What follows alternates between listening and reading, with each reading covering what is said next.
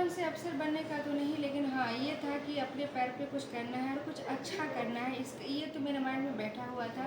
और जैसे ही मुझे सिविल सर्विसेज के बारे में पता चला कि यूपीएससी, बीपीएससी जैसा कोई एग्ज़ाम होता है और इससे डीएम बनते हैं, एसडीएम बनते हैं, तो मुझे लगा कि ये मुझे ट्राई करना चाहिए। अब मैं इस पे अडिग रही। मेरा पैर जो है तो एक्सीडेंट में मैंने अपने दोनों पैर तो इसमें जख्मी हो गए थे, और जिसकी वजह से अच्छे से चल नहीं पाते हैं। ये जो पैर लगा है आप देख रहे हैं जैसा कि पैर, तो ये थोड़ा सा आर्टिफिशियल पैर है, इसी के सहारे मैं चल पाती हूँ। ट्रेन एक्सीडेंट में मैंने ये खो दिया है। मेरा बचपन मेरे गांव डिंडीर में ही गुजरा है, और मैंने अपना प्राथमिक शिक्षा भी डिंडीर से ही किया है, और मैट्रिक तक मेरा डिंडीर तक चला है, और इंटर मैंने गिरधारी प्रसाद इटवा कॉलेज से किया, और ग्रेजुएशन महिला कॉलेज रायपुर से।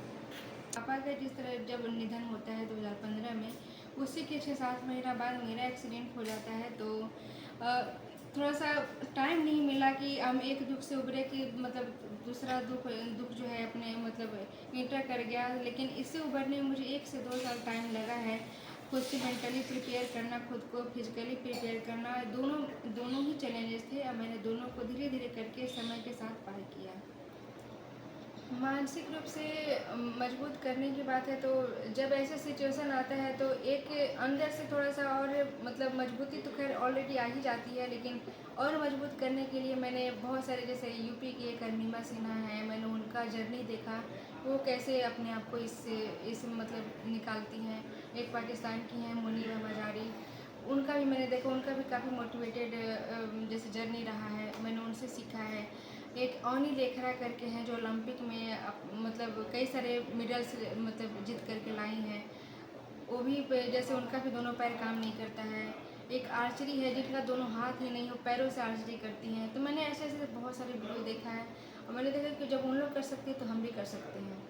पीएससी की तैयारी मैंने 19-20 से स्टार्ट किया था, और जिसमें शुरुआती दिनों में ज़्यादा जानकारी मुझे नहीं था, बस ये था कि फॉर्म आया है, उस टाइम मुझे इसके बारे में ज़्यादा कुछ नहीं पता था। फॉर्म आया तो मैंने फिल किया, अब फिल करके इसके बाद मैंने पता किया कि इसका पैटर्न क्या रहा है, कैसे प्रीलिम्स में कैसे एग्जाम की क्या क्या क्वेश्चन रहते हैं, कैसे क्वेश्चन रहते हैं। पीवाईक्यू मैंने सारा निकाला, मेंस का मैंने पैटर्न देखा, इंटरव्यू का देखा, उसी तरह से मैंने फिर जर्नी फिर से स्टार्ट किया।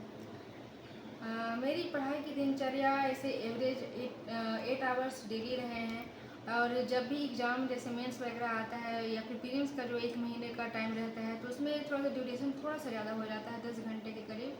और अगर दिनचर्या की बात करें तो सुबह से ही मेरा, जैसे मैं रात में ज़्यादा देर तक नहीं पढ़ पाती, तो मेरा दिनचर्या रहता है कि सुबह 6 बजे, 5:30-6 बजे उठ जाना है, वहाँ से मतलब अपना जर्नी स्टार्ट करना है, फिर रात के 11 बजे तक या फिर मोस्टली 12 बजे तक अपना जैसे स्टडी कंटिन्यू करती थी। सबसे बड़ा मोटिवेशन मतलब मुझे तो लगता है कि यही है कि मेरे मन में ये बैठ चुका था कि रुकना बिल्कुल नहीं है, चाहे परिस्थिति जो भी हो, जितनी भी उतार चढ़ाव आएंगे, सबको पॉजिटिवली पूरा करना है, उससे निकलना है। ये मेरा सबसे बड़ा मोटिवेशन है, रुकना बिल्कुल नहीं है। दिव्यांग युवाओं के लिए तो मैं बस यही कहना चाहूँगी कि आपको मतलब आप ये लाइन सुने होंगे कि उड़ान पंखों से नहीं हौसलों से होती है, और आपका हौसला बिल्कुल कमज़ोर नहीं है, आपका व्यक्तित्व बिल्कुल कमज़ोर नहीं है, अपने आप को कभी कमज़ोर ना समझें। और आपके लिए एक मतलब यहाँ पे मुझे लगता है कि जैसे डिसेबिलिटी कहा जाता है, मुझे तो ये कहना चाहूँगी कि डिफरेंट एबिलिटी है आप में। एबिलिटी ऐसा नहीं कि है नहीं, आपके पास एक अलग तरह की शक्ति आपको दे दिया गया है, आप उस शक्ति का यूज़ करके आप आगे बढ़िए।